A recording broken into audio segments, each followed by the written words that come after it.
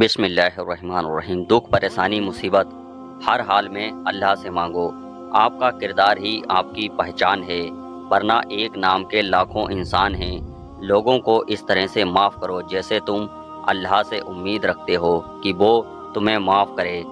نصیب کیسا بھی ہو، نماز اور قرآن سے مدد لے کر اللہ سے مانگو، وہ ضرور ملتا ہے۔ اسلام اتنا خوبصورت مذہب ہے کہ مسکرانے پر بھی آپ کو اجر ملتا ہے، اور یہاں تحقیق قصے کی حالت میں خاموش رہنے پر بھی جب اللہ تمہیں کنارے پر لگا کھڑا کر دے تو اس پر کامل یقین رکھو، کیونکہ دو چیزیں ہو سکتی ہیں، یا وہ تمہیں تھام لے گا یا تمہیں اڑنا سکھا دے گا۔ توبہ قبول ہونے کی نشانی یہ ہے کہ اس کے بعد انسان کا دل گناہ سے ہٹ جاتا ہے۔ مومن بندے کی نشانی یہ ہے کہ جب اس کی موت کا وقت قریب آتا ہے تو اس کے چہرے پر مسکراہٹ آ جاتی ہے۔ اللہ سے مت کہو کہ طوفان کتنا بڑا ہے، بلکہ طوفان سے کہو کہ میرا اللہ بہت بڑا ہے۔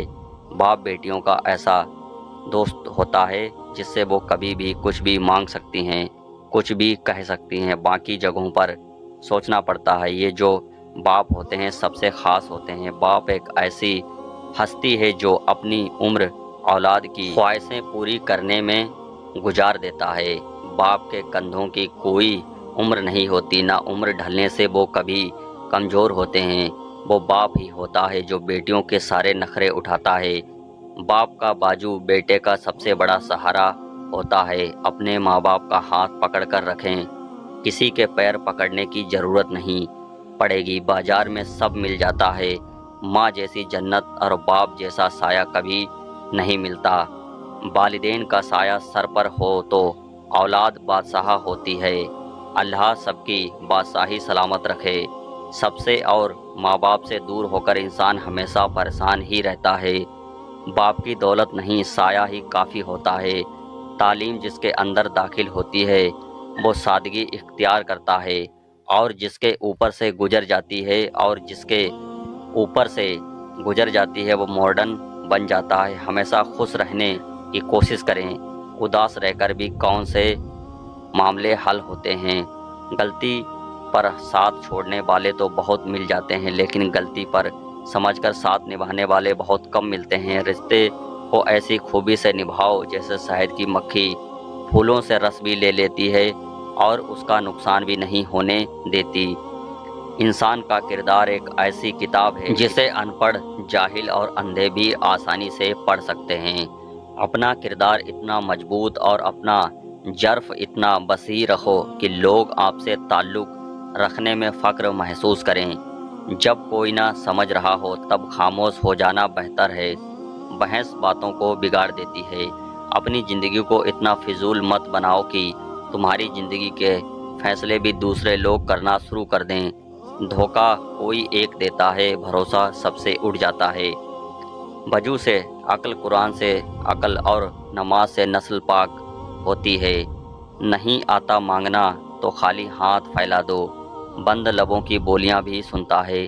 کبھی کبھی اپنی لاکھ کوششوں کے باوجود اللہ پاک آپ کے حالات اس لیے نہیں بدلتا کیونکہ وہ آپ کا دل بدلنا چاہتا ہے۔ کچھ جو بات ہے، مذہب اسلام میں 16 گھنٹے پیاسے رہنے والے لوگ ہاسپٹل میں ایڈمٹ ہو جاتے ہیں۔ شرمندگی ہوتی ہے جب سوچتا ہوں اللہ کو کیا حساب دوں گا۔ تم رب کے اتنے قریب ہو جاؤ کہ تم دعا کرو اور فرشتہ آمین کہے۔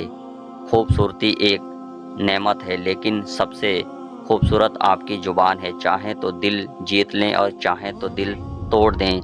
جتنے سجدے زبانی میں کر سکتے ہو کر لو، کیونکہ بڑھاپے میں اکثر لوگوں کو بنا سجدے کے نماز پڑھتے دیکھا ہے۔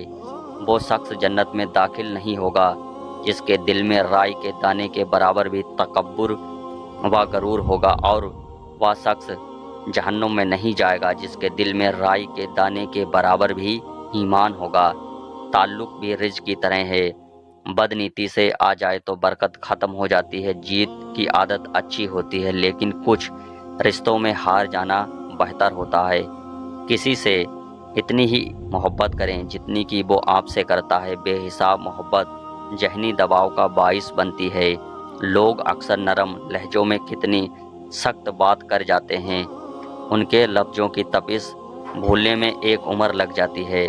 पहचान से मिला काम कुछ वक्त के लिए और काम से मिली पहचान हमेशा के लिए होती है।